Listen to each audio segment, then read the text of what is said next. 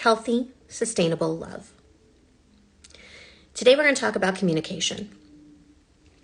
This is my favorite. This is the cornerstone, the building block of a good relationship.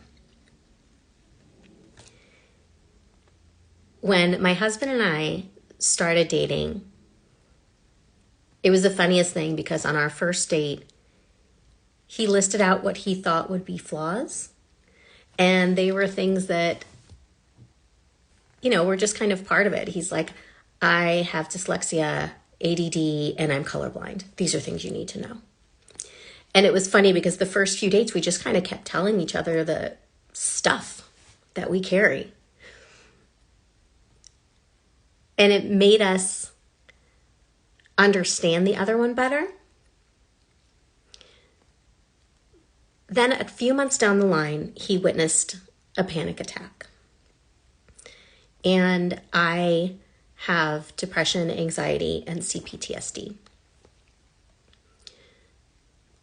Panic attacks come when the anxiety builds and builds and builds, and everything feels really overwhelming.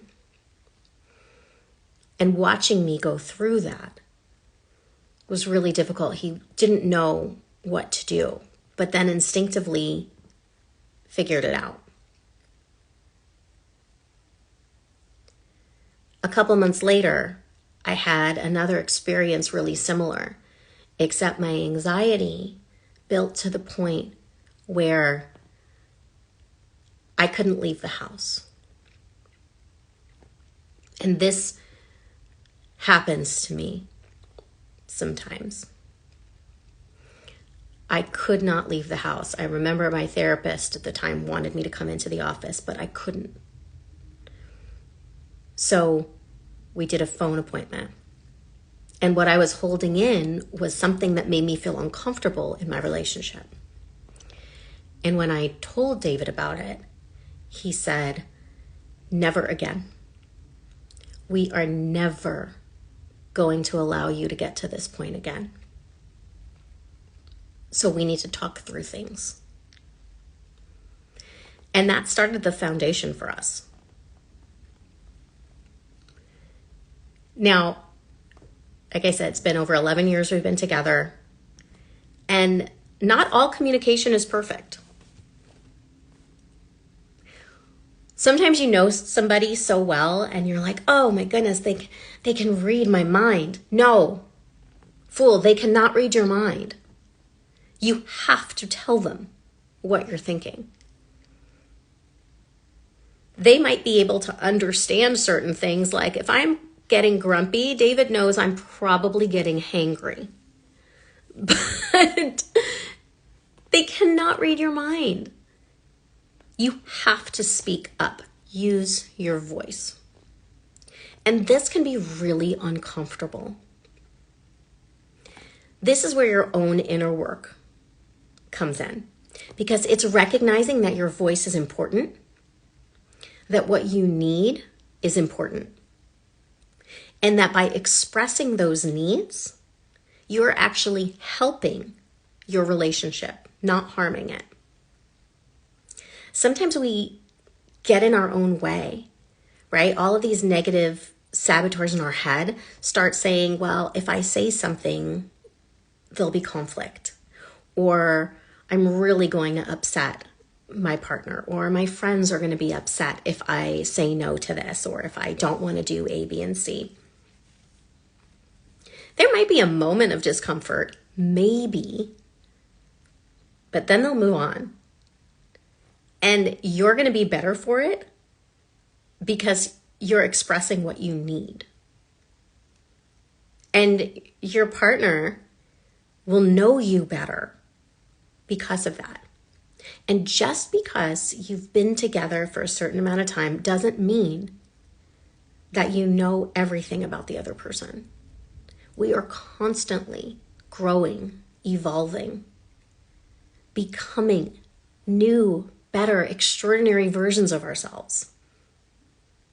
At least that's the goal for me in our life.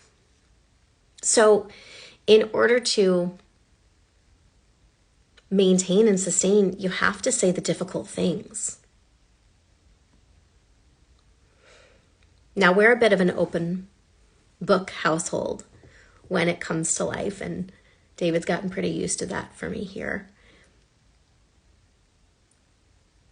We hit a hard point in our family life, and we knew how much we love each other and that God, together we can do anything. He's actually said that to me from the beginning. He said, everything always works out for us. And he's right. It absolutely does. Everything always works out for us. And that's because we do the work. We're both committed. It's not one-sided. So a year ago, we went into marriage counseling. And the gift that this gave us was open, honest, really difficult conversations of hard truths.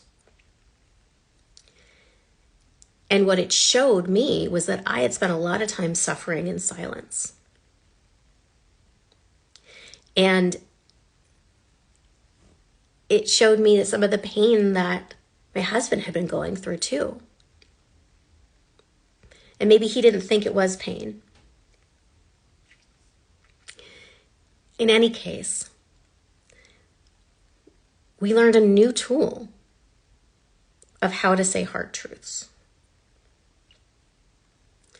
When there are disagreements in your relationship, they only become big if you allow them to. There is no fighting between us. We don't fight. We don't yell.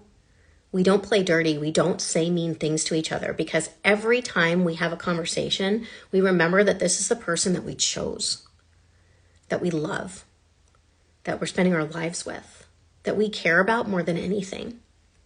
And so you don't want to hurt that person. You want to help each other understand each other better so that you can keep your dream alive and keep your love strong. So as a takeaway, I want you to think about a relationship you've been in, either whether you're currently in a romantic relationship, a past one, or even maybe a tough relationship with a friend or a loved one. What are you not saying? Where are you suffering in silence? And how can you communicate your need in a way that builds the relationship? Not venting to get it out of your head so you feel better. That's not what this is about. This is about building the relationship. How can you do that in a way that serves you and serves the growth and evolution of the relationship?